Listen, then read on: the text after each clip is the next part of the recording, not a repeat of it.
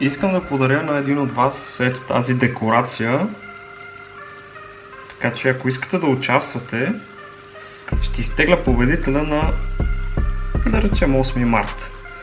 Трябва да напишете отдолу в коментарите хаштаг аквариума с главни букви на латиница и да качите това видео на стори. Като разбира се ще има и още един подарък, който няма да обявя.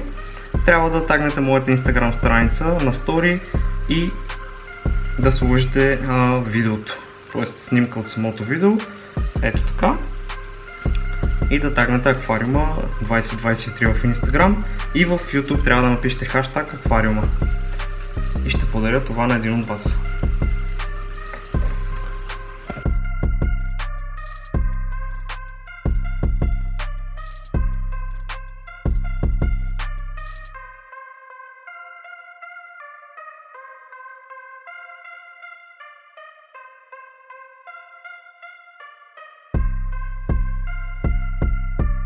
Отидох при моите приятели от Зооцентър, магазина, който посещаваме е Зооцентър Крит. Можете да напишете в Google, ако си търсите място, където има разнообразие от риби и растения, и морски, и сладководни. Аз си закупих 3 черни неона от тях и 3 червени, като предните растения са ми от тях, предните риби също и доста от нещата, които виждате, съм ги закупил от именно Зооцентър.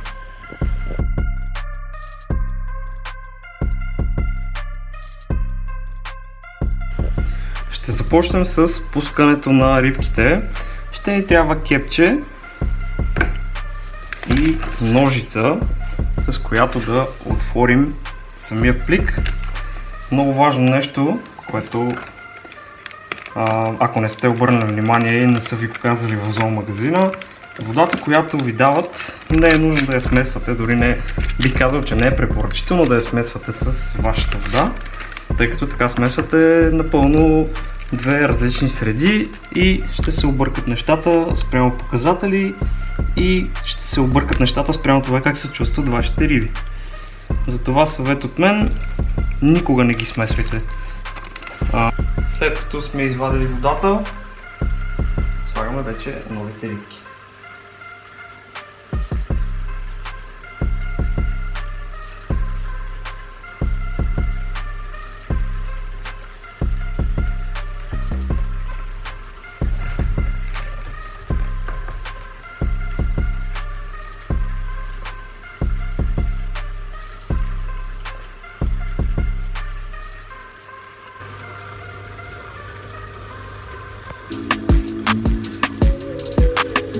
Пата голяма игра, все пак трябва да се познаят малко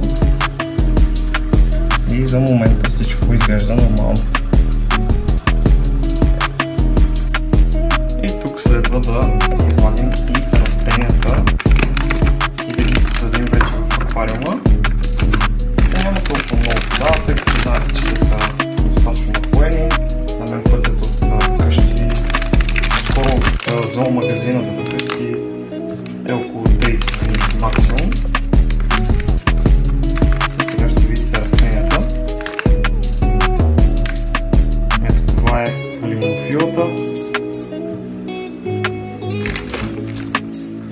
Изглежда ето така. Тя малко се е поприбрала, което според мен е напълно нормално. И започваме с засаждането на растенията. Първо започваме с криптокорината. Внимателно трябва да извадим от ватичката всички коренчета.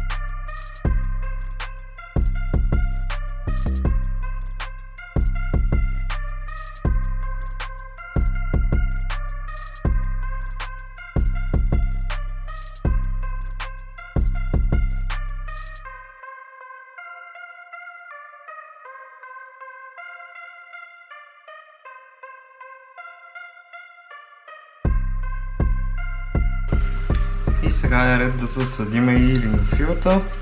Ето това е видът, който си взех аз.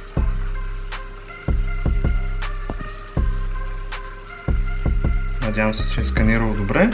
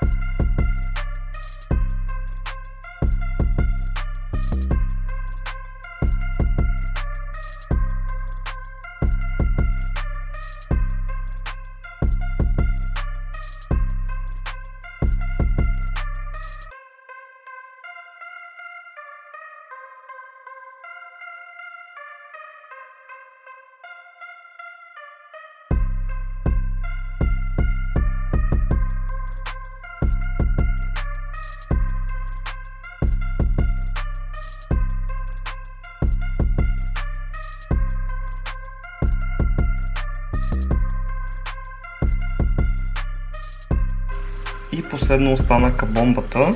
Вижте за каква красота говорим. Според мен това е най-красивото растение от тези, които съм взел сега. И ще бъде изключително красиво, когато порасне достатъчно. Въпреки че и сега си е доста добре изглеждащо. Отново махаме ватичката и разчистваме от нея.